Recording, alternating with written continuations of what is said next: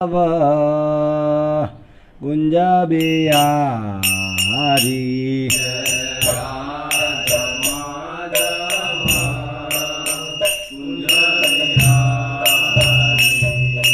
राधा माधव कुंजा बिहारी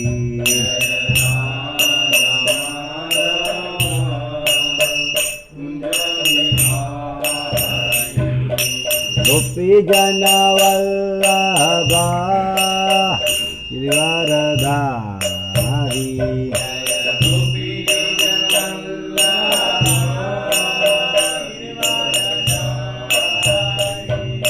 गोपी जन वल्लभा गिरिवरधारी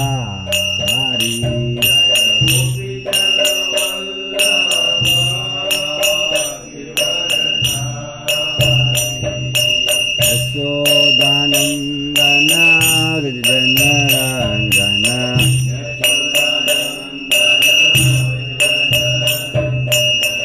यशोदानंदन व्रज जनरंजन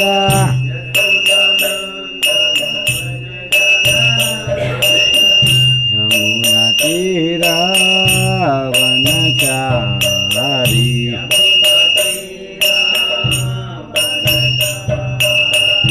यमुना तीरा वनचारी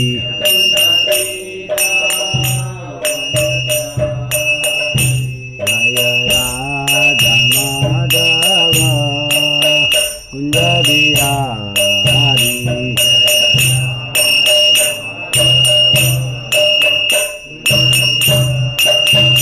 जय राधा माधव कुंज बिहारी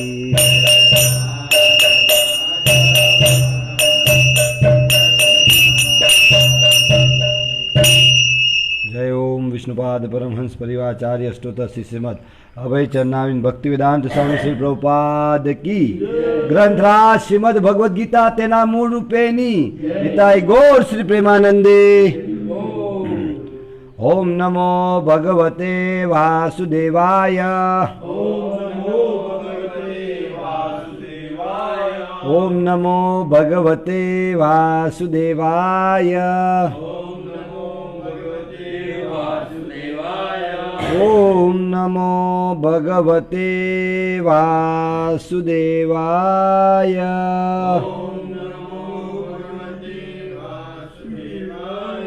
ओम अज्ञानतिमिरान्धस्य ज्ञानाञ्जनशलाकया चक्षुर्मिलितं येन तस्मै श्रीगुरुवे नमः।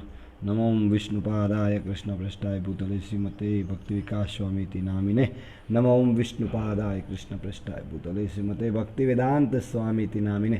नमस्ते सारस्वती देवे गौरवाणी प्रचारिणी विषयशून्यवादी पाश्चात्य देशतारिणी श्री कृष्ण चैतन्य प्रभु नित्यानंद श्री अद्वैत गदाधर शिवासादि गौर भक्तवृंद। हरे कृष्णा कृष्ण कृष्ण हरे हरे हरे राम राम राम हरे हरे हरे कृष्ण। तो आज આપણે આંતરરાષ્ટ્રીય કૃષ્ણ ભાવના સંઘ સંસ્થાપક આચાર્ય શ્રી શ્રીમદ એસી ભક્તિવેદાંત સ્વામી શ્રી પ્રભુપાદજીના પ્રવચન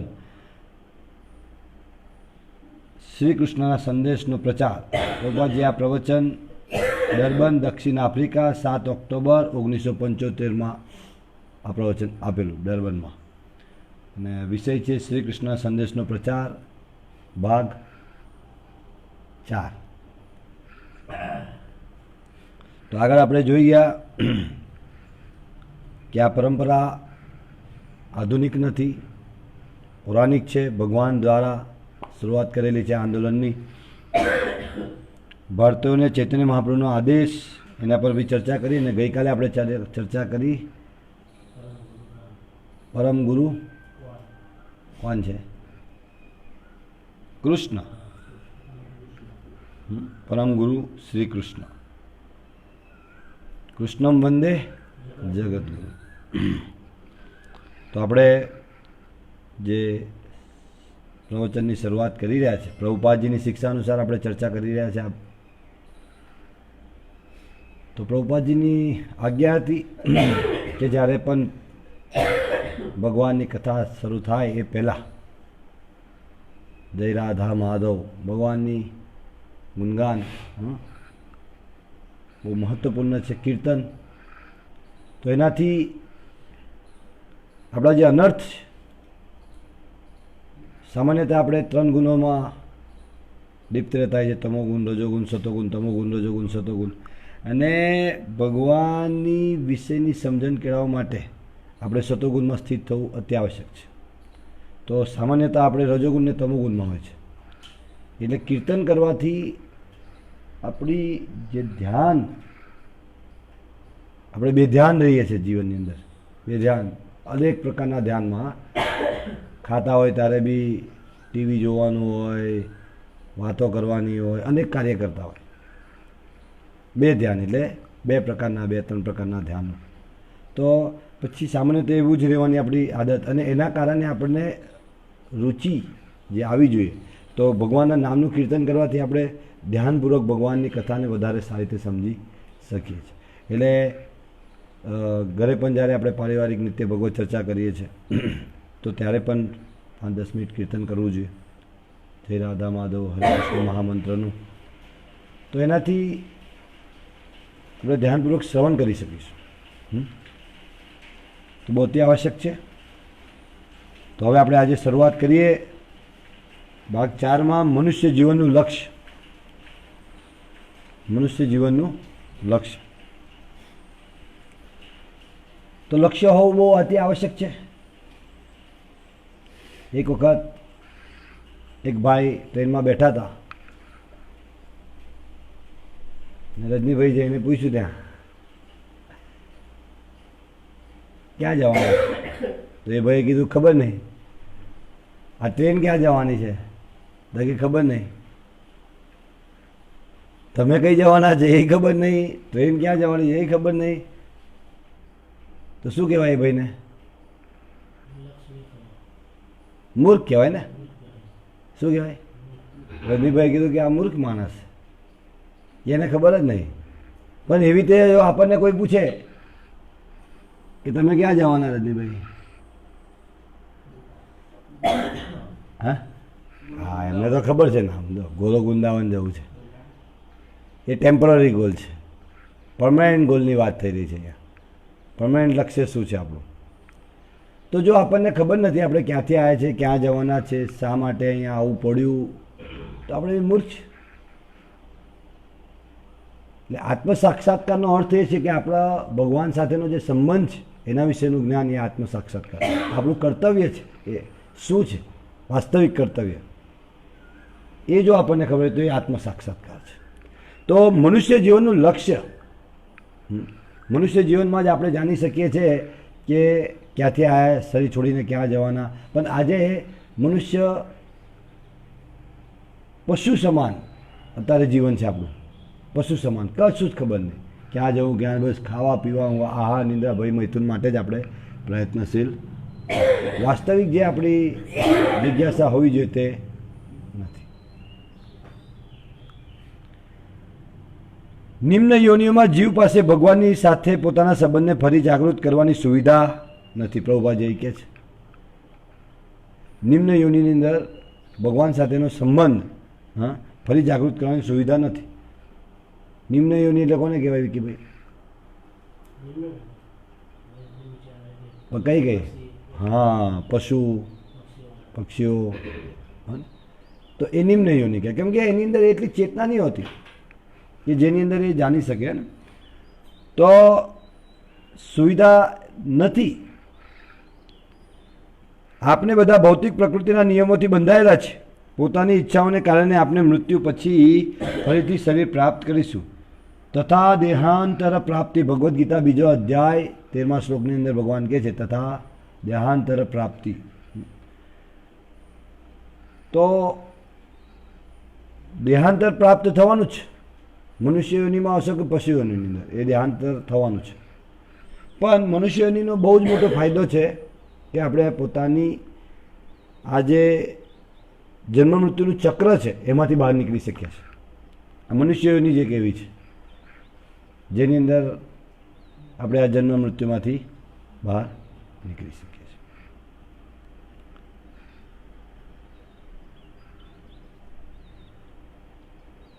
એક શિશુ છે એ બાળક બની શકે છે, બાળક યુવાન બને છે, યુવક આધેડ બને છે ને આધેડ વ્યક્તિ વૃદ્ધ બને છે, પછી તે વૃદ્ધના શરીર પછી તેમને બીજું એક શરીર મળશે. આ જે ક્રમ છે એને સમજવો પડશે. આપણને એમ લાગે છે કે ભાઈ આપણે આત્મા હોવાને કારણે આપણે આત્માનું કોઈ પરિવર્તન નથી, આત્મા અપરિવર્તનશીલ છે. એ ઘરડો પણ ના થાય, યુવાન પણ ના થાય. એ હંમેશને માટે આત્માનું લક્ષણ શું છે? ચેતન. આત્માનું લક્ષણ છે ચેતન. તો એ ચેતન છે, એની અંદર કોઈ પરિવર્તન નથી. જે પરિવર્તન છે કોનું છે? શરીરનું.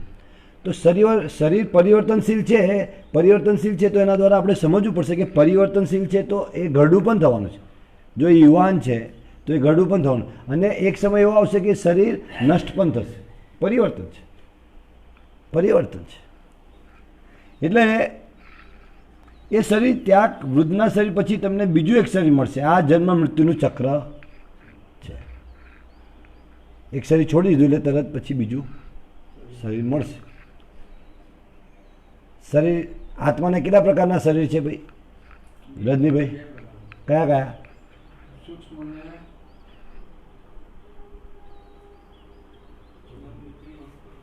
નહીં, સૂક્ષ્મ શરીરને બીજું કયું શરીર કહેવાય વિપુલભાઈ?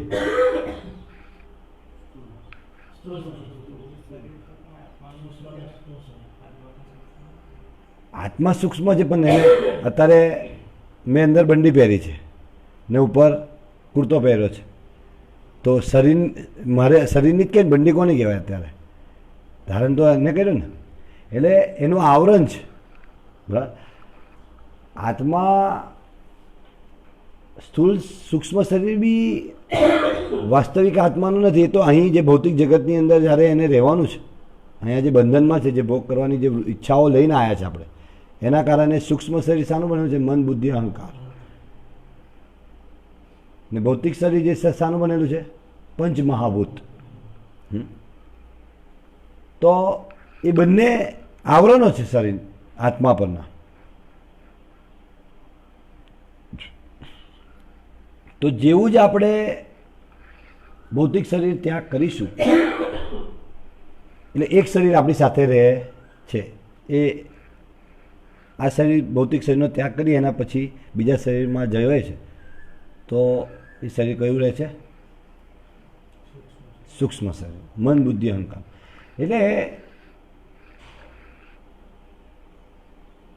વૈષ્ણવ દર્શનની અંદર શ્રી પ્રભુપાદની શિક્ષાઓમાં પ્રભુપાદજી સમજાવે છે આપણને ચેતના શુદ્ધ કરવાની. ચેતના શુદ્ધ કરવા માટે આપણે ઉત્સાહી કરવામાં આવે છે. એ આત્માના સ્તરનું કાર્ય છે. કેવી રીતે? તો જેવી રીતે પવન જ્યારે ફૂલોના બગીચામાંથી એ પવન આવતો હોય, વહેતો હોય, તો શું લઈને આવે છે? સુગંધ. અને ગટર પરથી આવે તો શું લઈને આવે છે? ગંદકી. તો એ ગંદકી એક જગ્યાએથી લઈને ત્યાં આવે છે એના સાથે.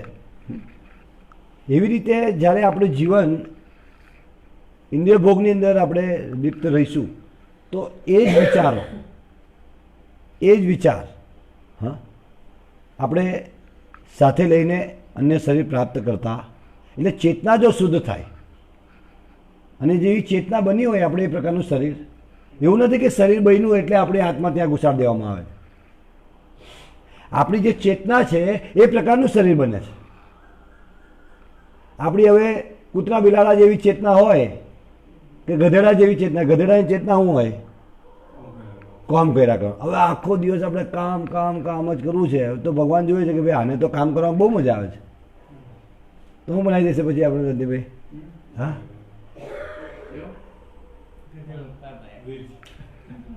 ગધેડો બનાવી દે. બહુ જ કામ કર્યા કરીએ તો કામ કરવાનું પણ બુદ્ધિપૂર્વક, શરીર અને આત્માને ટકાવવા માટે.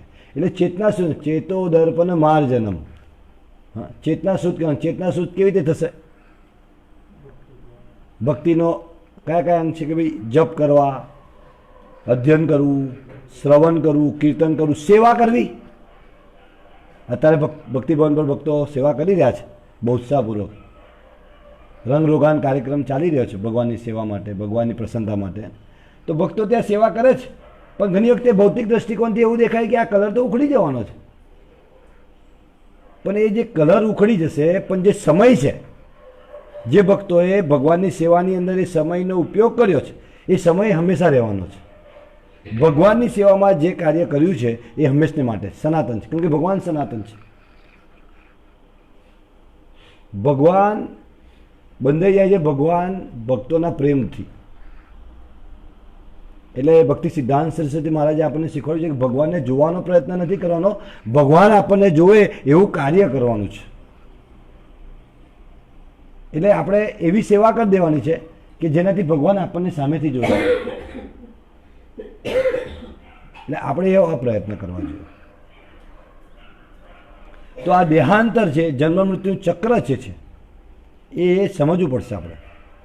આપણે એને સમજતા જ નહીં. આપણને એવું લાગે છે કે આપણે અનંતકાળ સુધીના શરીરમાં રહેવાના છે અને આ શરીર માટે એટલી બધી વ્યવસ્થા કરીએ છીએ, એટલી બધી વ્યવસ્થા કરીએ છીએ કે આ શરીર જ નષ્ટ કરી દે છે. એની પાછળ પછી શરીરને ટકાવવા માટે એટલી વ્યવસ્થા કરવામાં પ્રયત્ન કરીએ છીએ કે આ શરીર જ નષ્ટ થઈ જાય છે. ખ્યાલ આવે છે તમને વાતનો? શરીરને ટકાવવા માટેની મહેનત શરીરને નષ્ટ કરી દે છે. જેવી રીતે એક ઉદાહરણ લઈએ આપણે, અત્યારે ઉનાળો ચાલે છે એટલે એ પ્રકારે એસીનું, રજનીભાઈ એસીનું ઉદાહરણ લઈએ આપણે. હવે એસી ચલાવવાનું છે, તો એસી ચલાવવા માટે ગરમીમાં કેટલા કલાક આપણે દુકાને કામ કરવું પડે? એસી ઘેરે ચલાવવું હોય કેટલા કલાક એસીમાં હોઈએ રજનીભાઈ? હા વિકીભાઈ, ઊંઘે કેટલા કલાક? 7 કલાક લો ચલો ને. 7 કલાક ઊંઘવા માટે આપણે કેટલા કલાક કામ કરીએ? ઓછામાં ઓછા 12 કલાક માણસ કામ કરે છે. અત્યારે તો ગવર્મેન્ટે કાયદો બનાવી દીધો ને, 12 કલાક કંપનીમાં કામ કરવાનું છે. કાલે એક મિત્ર ભક્ત હતા, એમને ફોન કર્યો, મને કે બોલો બોલો. બીજું શું બોલું, કઈ છો તમે? તો કે કંપની પર છું. બીજું આવો ભગવાનના દર્શન. મને કે સવારે 7 વાગે જવું, રાતે 7 વાગે છૂટું. આવવા જવાનો સમય અલગ થઈ કંપનીમાં જ ને. માળા તો કે ઘેર જઈને જો થોડું શક્તિ બચી હોય તો માળા કરીએ ને તો હોઈ જવાનું, બધી શક્તિ ખેંચી લેવામાં. એટલે શરીરને ટકાવવા માટે શરીરને મારે છે, મારવું પડે છે. આ બુદ્ધિમત્તા નથી. શરીરને ટકાવવા માટે ભગવાને બહુ સરળ વ્યવસ્થા બનાવી છે, બહુ સરળ. પણ એ વ્યવસ્થાને આપણે તોડી નાખી. તો આપણે આ સમજવું પડશે કે ભગવાન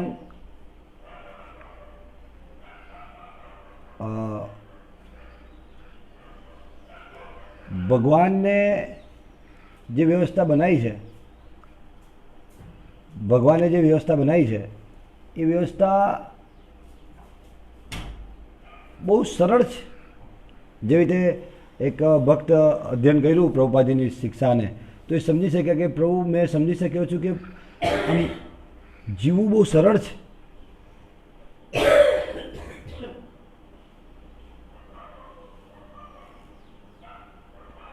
જીવવું બહુ સરળ છે પણ આપણે કઠિન બનાવી દીધું છે.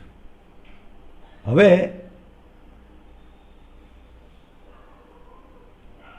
પ્રભુપાદ કહે છે કે ભગવાનની જે શિક્ષાઓ છે, ભગવાનની વ્યવસ્થા છે, એ પ્રકારે જો આપણે ચાલીએ તો વાસ્તવિક જીવી શકીએ છીએ. અને આ મનુષ્ય જન્મનો જે ઉપયોગ છે ભગવત પ્રાપ્તિ, જન્મ મૃત્યુ જરા વ્યાધિમાંથી છૂટવું, એમાંથી આપણે બહાર નીકળી શકીએ છીએ. પણ આપણે એટલું બધું કઠિન બનાવી દીધું છે કે હવે વિકટ સ્થિતિ થઈ ગઈ છે. વધારે વધારે આપણે જન્મ મૃત્યુ જરા વ્યાધિના ચક્રમાં ફસાઈ રહ્યા. કેમ કે આપણે રોજિંદા કાર્ય જેવા કરીએ છીએ, આપણી ચેતના એવી બનાવીએ છીએ. હા, તો પછી આપણે બીજો શર્મ તો એ રીતે જ મળશે, નિમ્ન યોનિમાં. એટલે આપણે ઉન્નત ચેતના બનાવવાની છે પ્રભુપાદની શિક્ષા અનુસાર, ઉન્નત ચેતના. અને કેવી રીતે બને? ભગવદ્ ગીતા ભાગવતમનું અધ્યયન કરવાથી. તો આ જન્મ મૃત્યુ જે આત્મા એક બીજું શરીર ધારણ કરે છે એને કહેવાય છે આત્માનું સ્થાનાંતર પણ કહેવાય છે. આત્માનું સ્થાનાંતર. પણ આત્માનું સ્થાનાંતર થાય છે સૂક્ષ્મ શરીર સાથે આ ભૌતિક જગતમાં. આજે ભૌતિક દેહ ત્યાગ કરીએ છીએ તો એની સાથે આપણી જે આપણે જે સમજ્યા કે ભાઈ હવા જે છે જેવી રીતે સુગંધી ફૂલોની સુગંધ બી લઈ જઈ શકે છે. હા, જ્યાંથી હવા પસાર થાય તે વસ્તુ, એટલે કેવી વ્યવસ્થાઓમાં રહેવું એ આપણે નક્કી કરવું. કેવી વ્યવસ્થામાં રહેવું એ આપણે નક્કી કરવું. એ આપણી સ્વતંત્રતા છે. હવે અત્યારે આપણે જુઓ કે આપણે સમાજની અંદર દુષ્ટ લોકો જોડે રહીશું તો એ પ્રકારની ચેતના બનશે, ને ભક્તો જોડે રહીશું તો એ પ્રકારની ચેતના બનશે. તો એ આપણે નક્કી કરવાનું છે કોનો સંગ કરવો. એટલે ભક્તિની અંદર શ્રી પ્રભુપાદજી ચૈતન્ય મહાપ્રભુ કહે છે ભક્તિની અંદર પ્રથમ કાર્ય છે અસત્સંગ ત્યાગ. શું છે? એ બહુ મહત્વપૂર્ણ છે, અસત્સંગનો ત્યાગ. સત્સંગ કરવો એ જરૂરી છે, પણ પહેલો છે અસત્સંગ, કેમ કે આપણે વધુમાં વધુ તો અસત્સંગ કરીએ છીએ. અસત્સંગનો ત્યાગ એ બહુ જ મહત્વપૂર્ણ છે. એની માટે આપણે ક્યારેય વિચારતા જ નહીં. આપણે એવું જ માનીએ છીએ કે ના બધું બરાબર છે, પણ એનાથી આપણી ચેતના અશુદ્ધ થાય છે અને જે ભક્તિની અંદર જે ઉત્સાહ આવવો જોઈએ એ નથી આવતો. એટલે સમય રહે ત્યારે આપણે ભગવાનના ભક્તોનો સંગ કરવો, પ્રભુપાદજીની પુસ્તકોનું અધ્યયન કરવું, આ વ્યવસ્થા હોય છે આપણા જીવનની, જેથી કરીને આપણું જ્યારે આત્માનું સ્થાનાંતર થાય તો આપણે એવી સુગંધી લઈને જઈએ, પ્રભુપાદની શિક્ષાઓને લઈને, તો બીજું શરીર આપણું એ પ્રકારનું મળે જ્યાં આપણે વધુને વધુ સારી ભક્તિ કરી શકીએ અને બહુ જલ્દીથી આપણે આપણા મૂળ ધામ ભગવત ધામ પહોંચી શકીએ. આ જ ચાલે છે સ્થાનાંતર. હા, આત્માનું સ્થાનાંતર ચાલે છે. કોઈ મરવા ઈચ્છતું નથી. અત્યારે જો સમાજની અંદર બધાને ભય શાનો છે? અત્યારે મૃત્યુનું નામ છે કોરોના. મૃત્યુનું નામ છે કોરોના. તો અત્યારે ગમે તે સમયમાં તમે કોઈ મરવા ઈચ્છતું નથી. કોઈ શરીર બદલવા નથી માંગતું, બધાને આ શરીરમાં રહેવું છે. પરંતુ આ એક સમસ્યા છે. કોઈને ઈચ્છા નથી પણ તોય શરીર બદલવું પડે છે, મરવું નથી, મરવું પડે છે. આ એક સમસ્યા છે ને વારંવાર બદલવું પડે છે. આપણે તેને સમજવી પડશે. અર્જુનને સૌપ્રથમ શ્રી કૃષ્ણ જે શિક્ષા આપી હતી તે આ પ્રમાણે હતી, તથા દેહાંતર પ્રાપ્તિ. મૃત્યુ પછી આપણને એક નવું શરીર મળશે, તથા દેહાંતર પ્રાપ્તિ. એટલે ભગવાન શ્રી કૃષ્ણએ અર્જુનને જે શિક્ષા આપી હતી તે આ હતી કે તથા દેહાંતર પ્રાપ્તિ. બીજા અધ્યાયનો 13મો શ્લોક ભગવદ્ ગીતા, એની અંદર ભગવાન કહે છે તથા દેહાંત, કે શરીર તો બદલવું જ પડશે. આ ભૌતિક જગતમાં રહીશું, સમયગાળો સમય સુધી કદાચ ઓછી વધતી હોય કોઈની, પણ બદલવું પડે છે. ને એ સમસ્યા છે. એને સમસ્યા કોઈ જોતું, એના નિવારણ માટે કોઈ પ્રયત્ન કરતું, એટલે એ મૂર્ખતા કહેવાય. મનુષ્ય જીવનમાં આપની પાસે અવસર છે. જો આપને જન્મ મૃત્યુ ચક્કરને રોકવા માંગતા હોઈએ તો આપને શ્રી કૃષ્ણના નિર્દેશનો સ્વીકાર કરવો પડશે. જો જન્મ મૃત્યુના ચક્રમાંથી નીકળવું હોય તો શ્રી કૃષ્ણના નિર્દેશને પાલન કરવો પડશે. જે ભગવાનને આદેશ છે એને આપણે પાલન કરવું પડશે. ઘણી વખતે એવું જોવામાં આવે છે કે ભાઈ હું ભગવદ્ ગીતા વાંચું છું, ભગવદ્ ગીતા હું બોલું છું, પણ ભગવદ્ ગીતા જીવી ના શકાય. ભગવદ્ ગીતાને એ કઠિન છે. કઠિન એટલા માટે છે કે આપણે ભગવદ્ ગીતાને ખાલી એક જ્ઞાન પૂરતું લઈએ છીએ, એવું નહીં. પ્રભુપાદજીએ ભગવદ્ ગીતા આપણને સમજાવી છે જ્ઞાનમ તેનમ સવિજ્ઞાન, જ્ઞાન થિયરિકલ અને પ્રેક્ટિકલ બંને રીતે પ્રભુપાદે જીવીને બતાવી છે. આપણા આચાર્યોએ જીવી છે ભગવદ્ ગીતાને, વરિષ્ઠ ભક્તો જીવી છે ને આપણે જોઈએ છીએ અત્યારે. તો આપણે એ પ્રયત્ન કરો, ભગવદ્ ગીતાને જીવવાની છે. અને જીવતા નથી તો એ પોપટિવ જ્ઞાન છે. કયું છે? હા, આપણે જો ભગવદ્ ગીતા જાણીએ છીએ પણ જીવતા નથી તો એ પોપટી, એનાથી કોઈ ફાયદો નહીં થાય.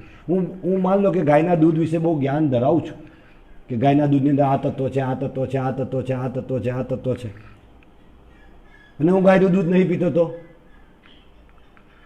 મૂર્ખ છું ને. એવી રીતે જ બસ ભગવદ્ ગીતા પણ છે. જો હું ભગવદ્ ગીતાને હું બોલું છું, હું ચર્ચા કરું છું, પણ હું એને જીવવાનો પ્રયત્ન નથી કરતો. હોઈ શકે કે એકદમ એક સાથે દરેક વસ્તુ ના આવી, પણ ક્રમે ક્રમે પ્રગતિ, અને આપણે આગળ જાણ્યું કે ક્રમે ક્રમે શુદ્ધ ભક્તિ સુધી પણ આપણે પહોંચી શકીએ, શુદ્ધ ભક્ત થઈ શકીએ છીએ ક્રમે ક્રમે. પણ એ પ્રયત્ન કરવો પડશે, જીવવું પડશે ભગવદ્ ગીતાને. અત્યારે બહુ મોટો વર્ગ છે સમાજની અંદર જે ભગવદ્ ગીતાને ખાલી બોલી જાણે છે. એક વખત પ્રભુપાદજી પાસે એક જણ આવેલા, એને કીધું કે પ્રભુપાદ, હું 1 કલાકમાં ભગવદ્ ગીતા બોલી શકું છું, કડકડાટ મોઢે. તો પ્રભુપાદે કીધું કે તમે 10 મિનિટ પણ ભગવદ્ ગીતાને જીવી શકો છો? પ્રભુપાદે કીધું કે તમે 10 મિનિટ ભગવદ્ ગીતાને જીવી શકો છો?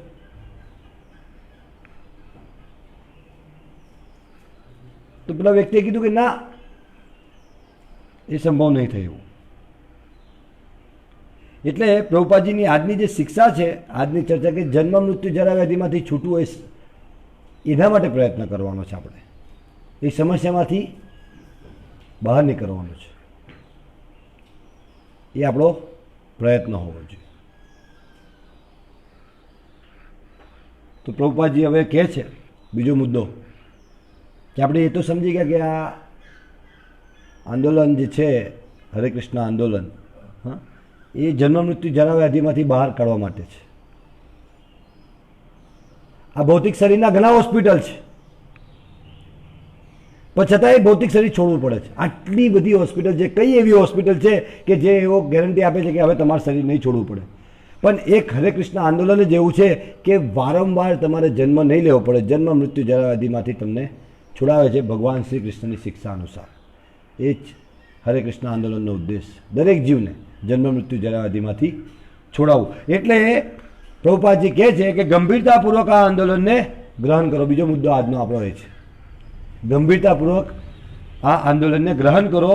તેથી અમારું કૃષ્ણ ભાવનાનું આંદોલન અતિશય મહત્વપૂર્ણ આંદોલન, અતિશય મહત્વપૂર્ણ છે. આ વિશ્વની અંદર જો કોઈ મહત્વપૂર્ણ હોય તો એ હરે કૃષ્ણ આંદોલન છે, કૃષ્ણ ભાવનામૃત આંદોલન છે. એ અતિશય મહત્વપૂર્ણ છે.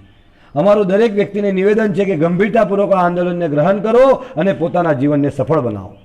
ગંભીરતાપૂર્વક, ગંભીરતાથી નહીં લેતા લોકો. ભક્તો બી અત્યારે જોવામાં આવે, ગંભીરતા નથી, ગંભીરતાપૂર્વક નથી લેતા. ગંભીરતાપૂર્વક લેવું પડે આંદોલનને.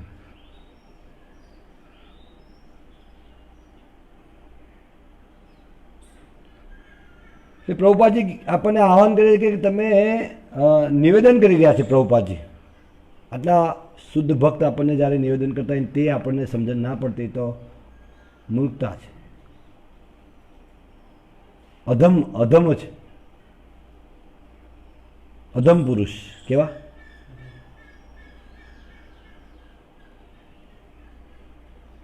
પ્રભુપાદજી કહે છે કે મારું નિવેદન છે કે ગંભીરતાપૂર્વક આ આંદોલનને ગ્રહણ કરો અને પોતાના જીવનને સફળ બનાવો. અને તે સફળતા શું છે?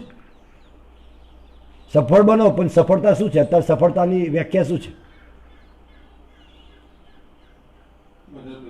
હા, મોટા મોટા પત્રો છે, વધારે પૈસા કમાવા.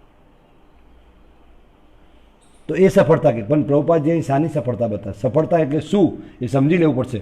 ફક્ત શ્રી કૃષ્ણને સમજવાનો પ્રયાસ કરો. શ્રી કૃષ્ણ પોતે તેનું વર્ણન કરી રહ્યા છે. જ્યારે હું શ્રી કૃષ્ણનો ઉલ્લેખ કરું છું તો બધાએ સમજવું જોઈએ કે શ્રી કૃષ્ણ ભગવાન છે. તો આપને ફક્ત ભગવાન અથવા શ્રી કૃષ્ણ સમજવાનો પ્રયાસ કરવાનો છે, અને એવું કરવાથી આપણે મુક્ત થઈ જઈશું. બહુ સરળ છે, બહુ સરળ છે. શ્રી કૃષ્ણને જો સમજી છે તો આપણે મુક્ત થઈ જઈશું. ને શ્રી કૃષ્ણને જો આપણે સમજી લીધા તે આપણી સફળતા છે. આપણે ભૌતિક બંધનમાંથી છૂટી જઈશું. તક્તા દેહમ પુનર્જન્મ નૈતિ મામેતિ સો અર્જુન. ભગવદ્ ગીતા 4થા અધ્યાયનો 9મો શ્લોક. તક્તા દેહમ પુનર્જન્મ નૈતિ મામેતિ સો અર્જુન. ભગવદ્ ગીતામાં એમ આશ્વાસન આપવામાં આવ્યું છે કે ભાઈ જન્મ કર્મ ચ મે દિવ્યમ યો વેતિ તત્વત તક્તા દેહમ પુનર્જન્મ ના મેમિતિ સો અર્જુન. નૈતિ મામેતિ સો અર્જુન. કે ભાઈ તમારે શ્રી કૃષ્ણને તત્વથી સમજવા પડશે ને તેમાં કોઈ મુશ્કેલી નથી. શ્રી કૃષ્ણને સમજવાથી તક્તા દેહમ પુનર્જન્મ, પુનર્જન્મ ખ્યાલ આવે ને કે ફરી જન્મ લેવો પડતો નથી. એટલે ફરી જન્મ ના લેવો એનો અર્થ છે કે જન્મ મૃત્યુ જરા વ્યાધિમાંથી છૂટી જવું. ને આ કોણ કહી રહ્યું છે? કોણ કહી રહ્યું છે? હું કહી રહ્યો છું? ના, સ્વયં ભગવાન કૃષ્ણ કહી રહ્યા છે. એમનું વચન છે. શ્રી કૃષ્ણ ભગવદ્ ગીતામાં જાતે પોતાનું વર્ણન કરે છે. અમારું ફક્ત એ જ નિવેદન છે કે તમે બધા ભગવદ્ ગીતા તેના મૂળ રૂપેને સમજવાનો પ્રયાસ કરો. ભગવદ્ ગીતા તેના મૂળ રૂપે એને સમજવાનો પ્રયાસ કરો. તેને સમજવા માટે અટકણો ના કરો. અત્યારે ભગવદ્ ગીતા આપી લઈ પણ લે છે, લોકો પણ વાંચવાનો સમય નથી. પ્રભુપાદ જે કહે છે ભગવદ્ ગીતા વાંચવાને સમજવાને અટકણો ના કરો, ત્યારે આપને સરળતાપૂર્વક શ્રી કૃષ્ણને સમજી શકીશું. શ્રી કૃષ્ણને સમજતા જ આપને ભૌતિક બંધનમાંથી મુક્ત થઈશું. શ્રી કૃષ્ણને સમજી લઈશું એટલે તરત આપણે ભૌતિક બંધનમાંથી મુક્ત. અને ભૌતિક બંધનમાંથી આપણે મુક્ત નથી એટલે સમજવાનું કે આપણે ભગવદ્ ગીતા સમજી નથી. આપને આ શરીર ત્યાગવાનું છે, તેમાં કોઈ શંકા નથી. છે તમને કોઈ શંકા કે ત્યાગવાના નથી એવું કંઈ? હા, ના એવું કંઈ હોય તો કહો, કે કોઈ હોસ્પિટલ બની હોય એવી. હે, વર્ષો ભલે ગમે તેટલા હોય તો ત્યાગવાનું છે એ પાકું છે. હા હા, ત્યાગવું પડે તો ભાઈ કઈ જવાનું છે?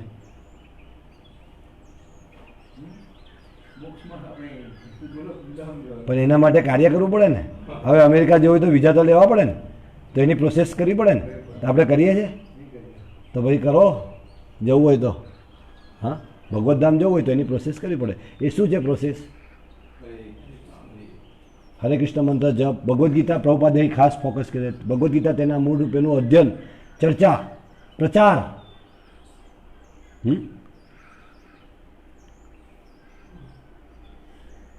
આપને શરીર ત્યાગવાનું છે તેમાં કોઈ શંકા નથી. કૂતરા બિલાડીને પણ શરીર ત્યાગવું છોડવું પડે. આપણે ત્યાગવાનું છે ને કૂતરા બિલાડે નહીં ત્યાગવાનું, છોડવાનું છે. અને આપને પણ છોડવું પડે. પરંતુ જો શરીર છોડતા પહેલાં આપણે શ્રી કૃષ્ણને સમજી શકીએ તો આપનું જીવન સફળ થઈશ. બસ આટલું જ મનુષ્ય જીવનની મહત્વતા છે. કૂતરા બિલાડા સમજી ના શકે. હા, જેવી રીતે એક ગધેડો, ઘણી વખતે મેં ઉદાહરણ આપ્યું છે કે સિગ્નલ ઉપર ઊભેલો હોય ગધેડો ને લાલ સિગ્નલ થઈ ગયું, ગધેડો ચાલવા માંડે તો એને દંડ થાય. પણ આપણે ચાલવા માંડીએ તો હા, તો મનુષ્ય જન્મમાં આપણે આપણી ઉન્નત ચેતના છે, ઉન્નત બુદ્ધિ છે, એના દ્વારા આપણે સમજી શકીએ. જો પણ એને આપણે ભગવાનની સેવામાં નહીં લગાવતા એ બુદ્ધિને, તો પછી આપણે બી એના કોના જેવા છે?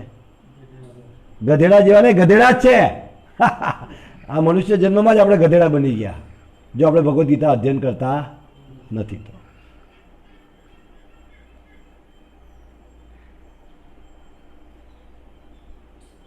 તો તે સફળતા શું છે? સફળતા કે શરીર છોડ્યા પછી આપણે ફરી ભૌતિક શરીર સ્વીકારવું પડતું નથી. આપને આપનું આધ્યાત્મિક શરીર પ્રાપ્ત થઈ જશે. એ સફળતા છે. ભગવાનને જાણી લેવું, ભગવદ્ ધામમાં આપણું જે મૂળ સ્વરૂપ છે એ પ્રાપ્ત કરી લેવું, એ સફળતા છે. આધ્યાત્મિક શરીર આપના શરીરમાં જ છે. આ આધ્યાત્મિક શરીરના સ્તર પર આવવા માટેનું મિશન છે. શું કીધું પ્રભુપાદજી? આધ્યાત્મિક શરીર ક્યાં છે?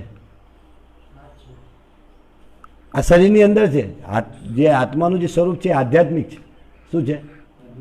આધ્યાત્મિક છે. પણ એ આવરણો જે છે આ ભૌતિક શરીરના અને આ બંધનના, હા, શાનાથી બંધેલા છે? આપણે પ્રકૃતિના 3 ગુણો દ્વારા બદ્ધ છે ને, ગુણોથી બદ્ધ છે અને એના દ્વારા આપણે કાર્ય કરીએ છીએ. તો આધ્યાત્મિક શરીર આપણા શરીરમાં જ છે. આ આધ્યાત્મિક શરીરના સ્તર પર આવવા માટેનું મિશન છે. તે અતિશય સરળ છે. આપણે ફક્ત શ્રી કૃષ્ણની શિક્ષાને સમજવાની છે. શ્રી ચૈતન્ય મહાપ્રભુએ તેને વધારે સરળ બનાવ્યું છે. તેમને આપણને હરે કૃષ્ણ મહામંત્રનો જપ કરવા નિર્દેશ આપ્યો છે. હરે નામ હરે નામ હરે નામ કેવલમ કલો નાસ્તેવ નાસ્તેવ ગતિરન્યથા. કલહ અને કપટથી ભરેલા આ યુગમાં મુક્તિનો એક જ માર્ગ માત્ર છે, ભગવાનના પવિત્ર નામનું કીર્તન. બીજો કોઈ માર્ગ નથી, બીજો કોઈ માર્ગ નથી, બીજો કોઈ માર્ગ નથી. 3 વખત કીધું. કેમ કે આપણી એટલી ચેતના નિમ્ન થઈ ગઈ છે કે એક વખત કહેવાથી તો આપણને ખબર પડતી. 3 વખત કીધું હરે નામ હરે નામ હરે નામ ગતિ કે કેવલમ.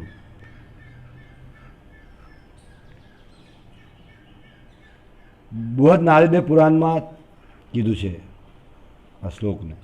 કલયુગમાં આપણે બધા અતિશય પતિત છે, તેથી શ્રી કૃષ્ણે ભગવત પ્રાપ્તિની વિધિ અતિશય સરળ બનાવી દીધી છે. શ્રીમદ ભાગવતમાં 12મા સ્કંદ 3 અધ્યાય 51મા શ્લોકમાં પણ કહેવામાં આવ્યું છે, કલો દોષ નિધે રાજનસ્તિ હયો કે મહાગુણ કીર્તનાદેવ કૃષ્ણસ્ય મુક્ત સંગ પરમ વ્રજે.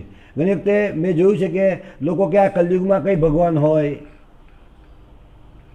કલયુગમાં તો ના હોય, બધા પાપી જીવો છે, અમારાથી કેવી રીતે ભક્તિ થાય. પણ અહીંયા બતાવ્યું કે કલયુગની અંદર ઘણા બધા દોષો છે, પણ એની અંદર એક મહાન ગુણ છે, એ બહુ મહાન છે. અને એ શું છે? કીર્તનાદેવ કૃષ્ણસ્ય મુક્ત સંગ પરમ વ્રજે. માત્ર કૃષ્ણના નામથી આપણે મુક્ત થઈ શકીએ છીએ, કૃષ્ણના નામનો જપ કરવાથી. એટલે તમે જોશો કે હરે કૃષ્ણ આરા કીર્તન કરતા હોય છે, જપ કરતા હોય, જ્યારે ત્યારે માળા લઈને તમે એમને જોઈ શકશો.